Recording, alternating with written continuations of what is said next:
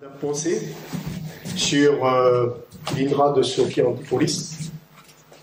Donc, je vais lui laisser le soin de présenter. Donc, on va être sur de la serre HQE, haute qualité environnementale.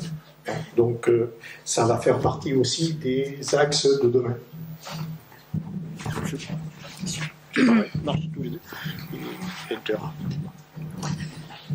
Donc, tout d'abord, merci aux organisateurs de cette journée de m'avoir invité à participer avec vous à ces journées sur le plastique écologique. J'ai bien intégré la chose. Alors, il s'est dit beaucoup de choses sur les serres déjà au cours de cet après-midi.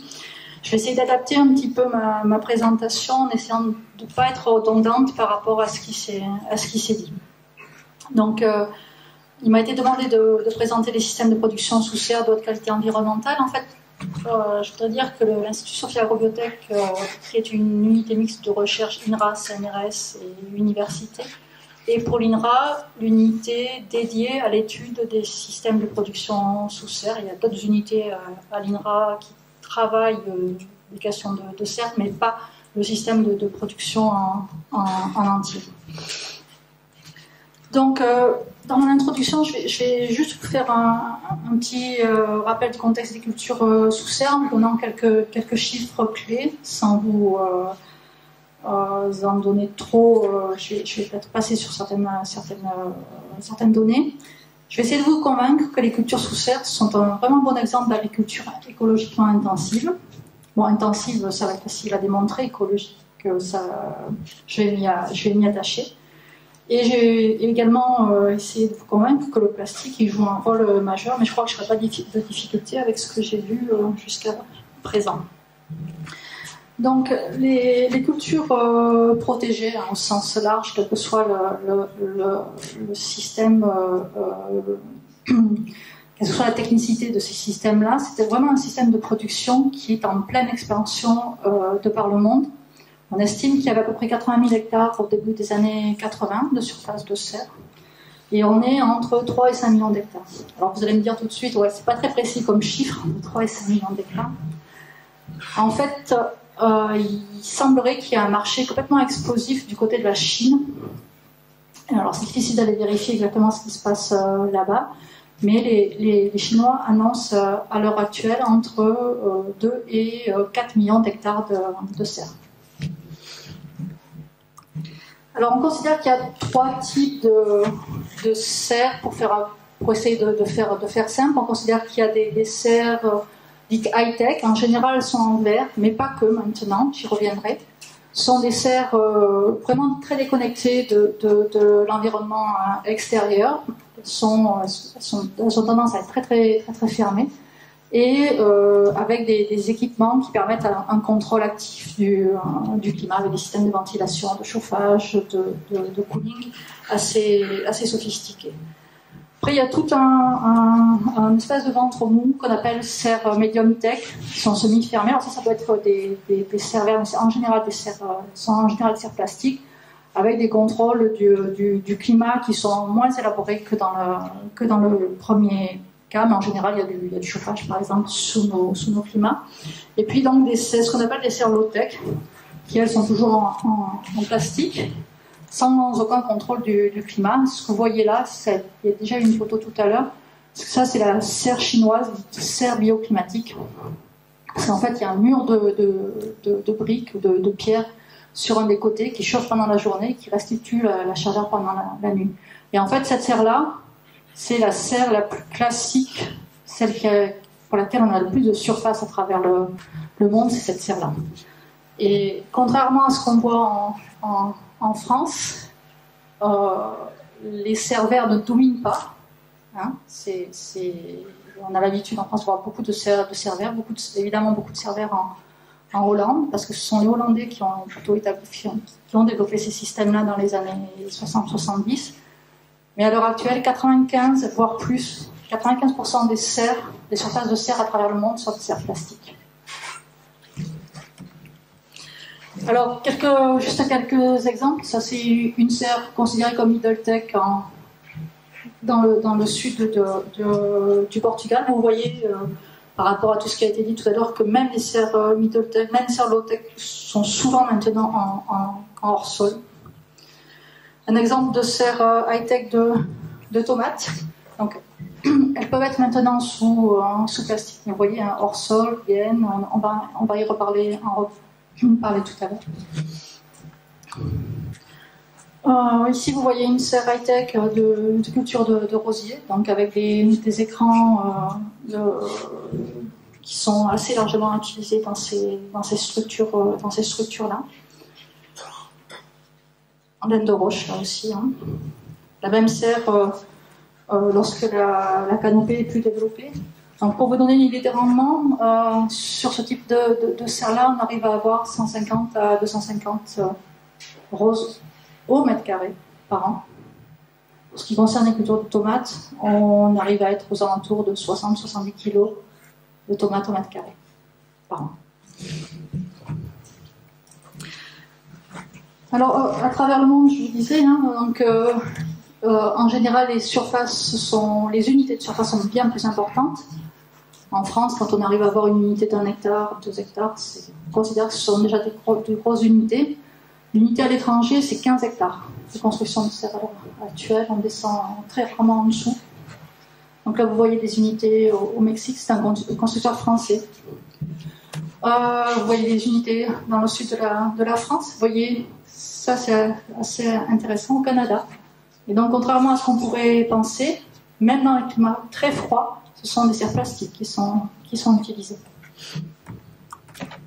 Donc, pour résumer, la serre, c'est vraiment un système de production très, très spécifique, avec donc une augmentation, on dit en général 10% par an, mais il semble qu'on soit au-dessus à l'heure actuelle. Il ne faut pas oublier que c'est un système qui a permis d'alimenter les populations en fruits et légumes frais tout au long de l'année, et donc qui en cela contribue à la réduction des famines à travers le monde, ça on l'oublie souvent. C'est un système qui se caractérise par sa compacité, par sa productivité, par sa proximité par rapport à des zones d'habitation et par sa robustesse face au réchauffement climatique et même au changement global. Ça, c'est une question qui vous intéresse, on pourra en parler lors de la table ronde. C'est un système en revanche qui est considéré comme vulnérable parce qu'on imagine qu'il y a un recours massif aux énergies fossiles, aux pesticides de synthèse, aux engrais. Vous avez tous vu, je pense, les émissions fantastiques qu'il y avait sur les zones de production espagnoles, comme à Almeria, dans le sud de l'Espagne. Il y a un fort impact environnemental parce que ces zones sont souvent concentrées géographiquement. Mais ça, on pourra en reparler aussi tout à l'heure. Et c'est ce qui ajoute à la vulnérabilité du système serre, c'est qu'il nécessite aussi des investissements importants qui parfois interrogent du point de vue de sa viabilité économique, ici en France justement, en ce qui concerne parce qu'il y a derrière une question de l'énergie qui est assez importante, on va en reparler. Donc rapidement quelques données. Considérez que on utilise en quantité d'eau, en maraîchage, en horticulture à peu près 10 fois plus que le maïs, qui est la principale culture irriguée hors riz en France. Au niveau des engrais, on est à peu près dans les mêmes eaux, c'est-à-dire qu'on est à 1000-1500 kg d'azote par hectare et par an, ce qui est évidemment important et qui est logique par rapport au caractère intensif du système, sachant que la loi dit officiellement qu'il n'y a aucun rejet d'effluent qui doit partir dans les eaux superficielles souterraines. Et donc, quand on est en hors-sol, cette question, évidemment, se pose. Au niveau des produits phytosanitaires, on considère qu'en agriculture, à l'heure actuelle, on est à peu près à 3 kg en moyenne. C'est toujours une collecte mal taillée. De matière active par hectare et par an. En horticulture, on peut être à 50 kg, parfois plus, de matière active par hectare et par an. On peut avoir de 50 à 70 traitements, parfois plus. Au niveau du contexte énergétique, on considère qu'on a Une consommation moyenne, ça c'est une étude qui a été réalisée par le CTIFL en 2011, qui est à peu près de 300 kWh par mètre carré par an. Bon, évidemment, ça dépend du climat, de la zone climatique, mais bon, c'est relativement important. Et donc, je pense que je vous ai convaincu du fait que le système serre était un système intensif. Est-ce qu'il peut être écologique, compte tenu de ces données? Ben, en fait, oui, parce que sa contrôlabilité permet d'agir au niveau des intrants, au niveau du process et au niveau de la gestion des effluents. Donc, ce sur quoi on s'attache à l'heure actuelle, c'est à limiter les intrants autant que faire se peut, eau, engrais et énergie, à limiter les résidus en sortie, les excès d'engrais, les résidus phytosanitaires, et en faire en sorte que l'on ait une efficience énergétique qui soit largement améliorée par rapport à ce qu'on avait il y a encore une dizaine d'années. Alors comment on fait? C'est relativement simple, pour économiser l'eau et les engrais et éviter le relargage des effluents. On a mis en place des systèmes innovants de recyclage des infections in situ, donc on recycle directement sur la culture d'origine. Le problème, c'est un problème sanitaire avec ce type-là de système. Il y a un nombre assez conséquent d'agents pathogènes qu'on dit bons nageurs, entre guillemets, et qui sont très très largement capables de se développer dans le système de recyclage. Donc il faut être très très vigilant lorsque on veut mettre en place ces systèmes de recyclage. Donc, qu'est-ce qu'on fait? Bon, c'est assez simple à mettre en œuvre. On récupère les excès d'effluents, donc d'eau et d'engrais, et donc on place, avant la recomposition de la solution de fertilisation, on place un système ou plusieurs systèmes de désinfection. Ça, c'est un élément fondamental sur lequel on a beaucoup travaillé, parce qu'on peut avoir vraiment des catastrophes. Ça, c'est une culture de gerbera avec un problème de phytophthora. Donc on peut vraiment aller jusqu'à 100% de perte avec ce type-là de pathogènes. Cela dit, maintenant, ces systèmes de recyclage des infections sont efficaces, à la fois efficaces et sûrs, à condition qu'on arrive à mettre en place les bons systèmes de désinfection. Donc on travaille soit en chimique, avec du chlore, comme dans l'eau potable, à des doses très faibles. On est pratiquement à des doses de l'eau potable. Soit avec des systèmes de désinfection physique, comme là avec des systèmes de microfiltration. Alors qu'est-ce que ça permet? Alors, ça permet déjà des économies d'eau. Il n'y a absolument aucun relargage dans la nature.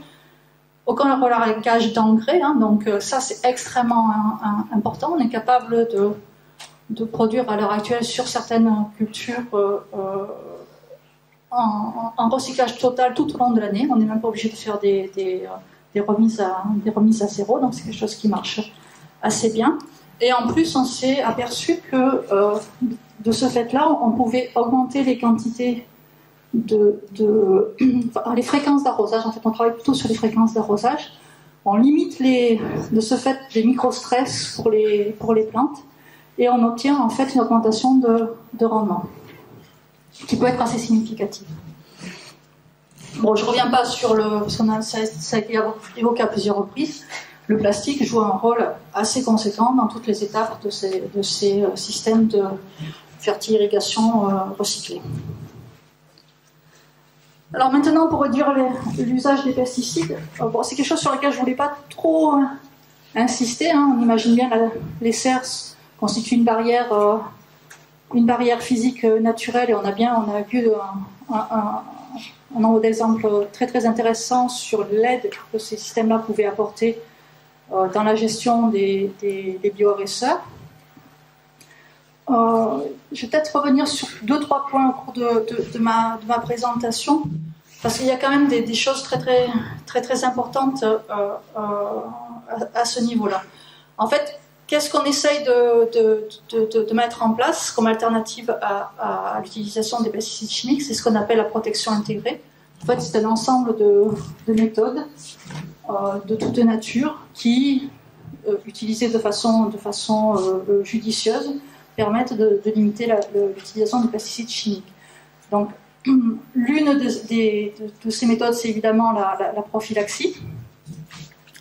Donc, la serre, par elle-même, est un outil prophylactique qui est intéressant.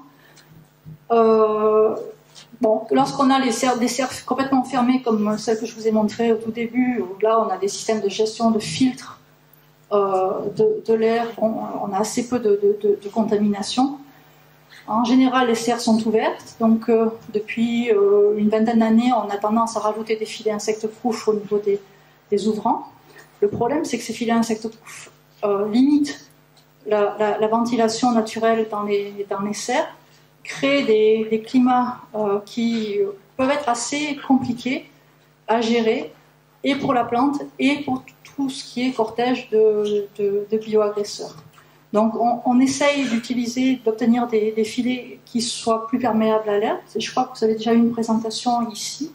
Donc il y a une société qui a, avec nous, qui a mis en point un filet anti-insecte qui est, du fait de sa structure même, qui laisse passer plus d'air dans la serre. Alors, pour le poste énergie, il y a deux pistes principales. Donc, tout d'abord, obtenir une meilleure efficience énergétique globale du système, et puis arriver à coupler donc production agricole sous serre et production d'énergie. Alors, ça, c'est un exemple de résultat qui a été obtenu dans le cadre d'un programme tenu dans les fonds du FUI, Fonds unique d'investissement. Donc, c'est il y avait un nombre assez conséquent d'acteurs. Une serre prototype a été réalisée au CTFL de Balandran. Et donc, la structure était une structure la structure était une structure de serre de grain d'eau classique, où le verre a été remplacé par un produit qui s'appelle le F-Clean, en double paroi, c'est-à-dire qu'on met deux couches de plastique l'une sur l'autre, et on maintient un volume d'air de 30 à 40 cm sur cette toiture. Et donc ça, c'est un plastique qui est diffus, c'est un plastique qui est assez utilisé au Japon. Il y a à peu près 2000 hectares de serre au Japon à l'heure actuelle. Il y en a juste une trentaine en Europe. C'est un plastique qui est assez cher pour l'instant. Il est annoncé avec une durée de vie de 15 à 20 ans. Il y a une garantie de 10 ans par le fabricant. Alors, en fait, déjà, ce plastique-là permet d'avoir une transmission lumineuse qui est supérieure au verre de 6 à 8%. Il y en a d'autres, des plastiques qui ont ce type-là, et parfois des transmissions lumineuses encore meilleures. C'est un plastique qui permet d'assurer 20% d'économie d'énergie si on le compare avec des serveurs avec écran. Donc c'est assez conséquent. On a, même sans utiliser ce plastique-là, rien qu'avec des doubles parois gonflables avec des plastiques classiques, on est pratiquement assez dans ces zones-là. Et ce qui est extrêmement intéressant, c'est qu'on obtient aussi des rendements qui sont supérieurs de 10%. On observe des vitesses de floraison qui sont plus rapides, des poids moyens de fruits qui sont supérieurs. Donc, on estime qu'il y a un retour sur investissement qui est de 6 ans sur ce type de produit, malgré le coût de départ qui est assez important. Alors, l'autre point clé de l'efficacité énergétique, c'est quoi? C'est la question de la déshumidification. Donc, cette question de la déshumidification, elle est vraiment cruciale pour la serre. Et je vais peut-être un tout petit peu revenir tout à l'heure sur la partie gestion des bioagresseurs. Ce qui se passe dans une serre, à partir du moment où on déconnecte l'écosystème interne du climat extérieur, c'est que comme la plante continue à transpirer, la plante va créer au niveau de ce qu'on appelle la couche limite, c'est-à-dire juste au niveau de la surface de la feuille, sur les 1 mm ou 1 mm et demi qui jouxtent la feuille, un climat qui est particulier. Et en fait, on ne s'en aperçoit pas forcément tout de suite parce que c'est pas facile de mesurer un climat à ce niveau-là, température et hygrométrie. Mais on observe en particulier une hygrométrie qui est très très différente de l'hygrométrie qu'on peut observer quand on met un capteur, ne serait-ce qu'à 1 mètre de la canopée. Et en fait, en général, dans la serre, on a une hygrométrie qui est très supérieure. On peut aller jusqu'à plus 30% d'hygrométrie à ce niveau-là de la feuille par rapport à ce qu'on observe sur un capteur classique. Et ça veut dire quoi? Ça veut dire que le système serre induit un climat très très particulier pour pratiquement l'ensemble des bioagresseurs et l'ensemble des biodéfenseurs lorsqu'on travaille en lutte biologique. Donc si on n'est pas capable de gérer cette zone-là, de travailler au niveau de la gestion climatique sur cette zone-là, on n'a aucune chance de pouvoir mettre en place des stratégies de protection des plantes qui soient robustes. Voilà. Donc qu'est-ce qu'on essaye de faire? On essaye de travailler sur les aspects de déshumidification. Et donc, il y a des échangeurs qui ont été mis au point ces dernières années, qui permettent de réduire la facture énergétique de 20 à 30%, tout en améliorant le climat à l'intérieur de la serre. Donc là aussi, le plastique joue un rôle important. On a de gros problèmes d'hétérogénéité du climat dans les serres, donc les serristes travaillent de plus en plus avec ces gaines que vous voyez, qui permettent d'obtenir une moindre hygrométrie dans la serre et un climat qui soit plus homogène. Ça c'est fondamental par rapport à la question du rendement et de la protection des plantes. Alors l'autre point, des systèmes de production mixte, il y en a tout un tas. Je vais juste vous citer l'exemple des serres photovoltaïques. Je crois qu'il y a des zones ici sur le Lot qui ont été construites. Ça m'intéresserait de savoir ce qu'il y a dessous. Bon. Donc il y a une centaine d'hectares qui ont été construits en France de serres photovoltaïques. Bon, je ne vais pas vous refaire l'histoire, mais pour résumer, on considère que l'équilibre entre production agricole et production photovoltaïque, il est vraiment très très difficile à faire sur les serres photovoltaïques de première génération. Donc en fait, ce que vous voyez là, c'est la même serre, c'est la même. Et j'ai pris les photos exactement au même endroit, du même point, sauf que je me suis tournée. Donc en fait, qu'est-ce qui se passe avec les systèmes de serres de première génération, c'est qu'on a des panneaux qui sont complètement opaques ou alors à la limite légèrement détourés, mais donc qui induisent une ombre assez forte. Ces panneaux sont situés sur les zones sud, et selon comment on se positionne sur la serre, on voit qu'on a l'impression d'être sous un hangar ou sous une serre complètement classique. Et en fait, l'impact de ces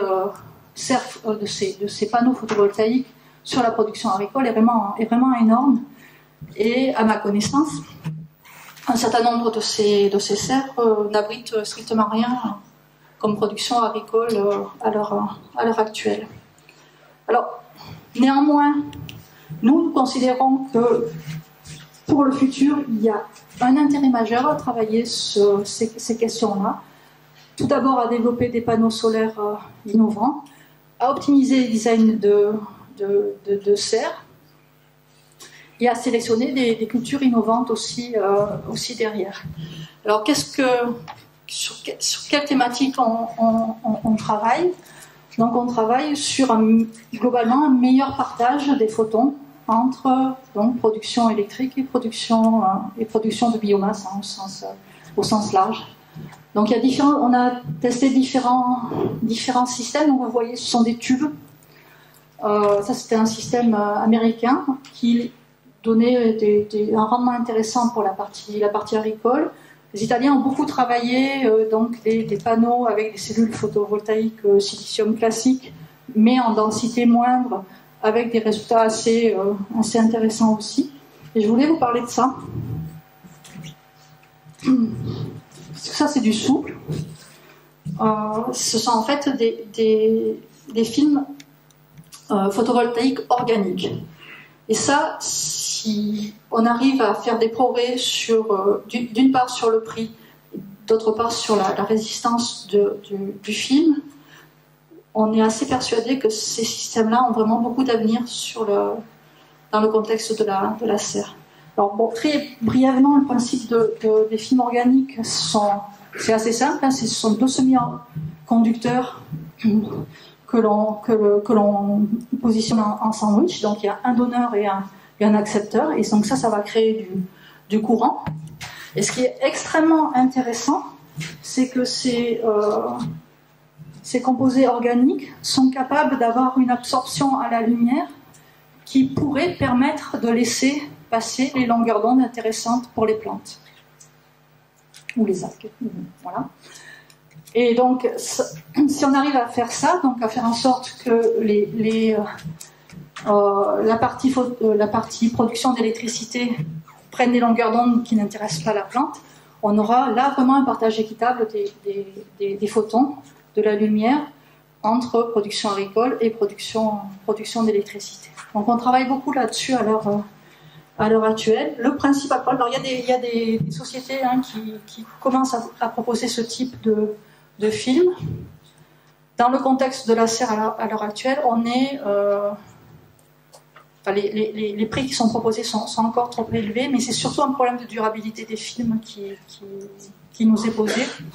Et bon, là, les films, on va les tester nous, parce que bon, jusqu'à présent on travaille sur des ondits. Pour l'instant, il y aurait une résistance de 2 ans. Mais bon, si les prix baissent, c'est quelque chose qui, même si la résistance des films est relativement faible, c'est quelque chose qui peut peut-être être intéressant. Alors cette question de la R&D sur les filtres, la filtration du rayonnement solaire, ça c'est vraiment une question qui est extrêmement importante pour l'avenir des serres, en particulier des serres plastiques. Alors ça peut se poser par rapport à la question de la production d'électricité, ça peut se poser par rapport à tout un tas d'autres questions beaucoup plus biologiques. Hein. On sait que les UV, un certain type d'UV ont des impacts relativement importants sur certains bioréacteurs, certains champignons, sur les capacités de repérage dans l'espace de certains insectes aussi. Donc ces questions-là, elles peuvent être extrêmement importantes à travailler pour l'avenir. Donc la recherche est extrêmement intéressée par des typologies de plastique qui soient capables de filtrer certaines longueurs d'onde. Alors globalement, qu'est-ce qu'on pense pour les solutions photovoltaïques? On pense qu'il va y avoir deux voies assez divergentes. C'est qu'on va d'une part s'orienter vers des systèmes lourds, donc plutôt pour les serres verts à concentration, hein, donc c'est-à-dire qu'on utilise des lentilles de Fresnel pour concentrer le rayonnement solaire. Puis d'autre part, des films légers, semi-transparents. Ça, c'est un film qui existe, hein, qui est vendu par une société française, mais je ne sais pas, peut-être que certains la connaissent, mais c'est pas cette technologie-là qu'on choisira pour les serres photovoltaïques. En fait, derrière, c'est du silicium classique qu'il y a. On le voit pas, hein, c'est juste un effet d'optique. Donc voilà, on est en train de finaliser une serre prototype sur le site de Sophia Antipolis. Donc avec des designs un peu particuliers en termes de forme des ouvrants, par exemple, en termes de matériaux utilisés. Bon, les résultats au niveau d'efficience énergétique sont vraiment très, très, très intéressants. Bon, par contre, on a encore énormément de travail à faire sur la partie photovoltaïque. Voilà, je vous remercie.